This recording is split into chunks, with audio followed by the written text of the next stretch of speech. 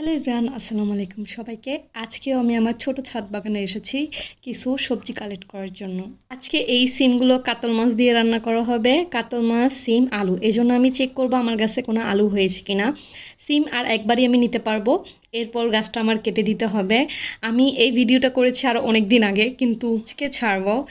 এর মধ্যে আমার যে সিমগুলো ছোট ছিল সেটা বড় হয়ে নাও আমার শেষ, সেটা আবার পরে দেখতে পারবেন। কিন্তু যেহেতু এটা আমি ভিডিও করেছি, কেন ওয়েস্টে যাবে, এই জন্যই আপনাদের সাথে এডিট করে শেয়ার করতেছি আর কি।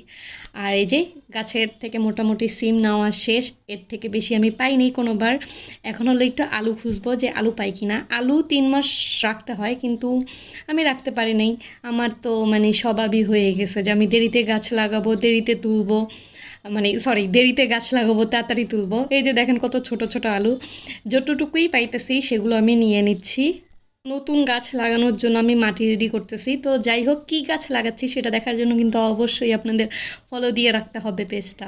গরমে যে যে সবজি হয় বা যেটাই আমি বাগানে লাগাই না কেন, আমি খুব ভালোভাবে যত্ন নিব। যদি না নেই, আমি অনেক পচা। যাই হোক, তো দেখেন এতটুকু ছোটো ছোটো আলু পাইছি। তো আজকের মতো ভিডিও এখানেই শেষ করতেছি। আল্লাহ হাফেজ সবাইকে। দেখা হবে নেক্সট অন্য কোনো ভিডিওতে। দেখেন মাশাল্লাহ ভালোই হয়েছে, কিন্তু আমি এটুকুতেই অনেক খুশি, বুঝছেন আপনারা।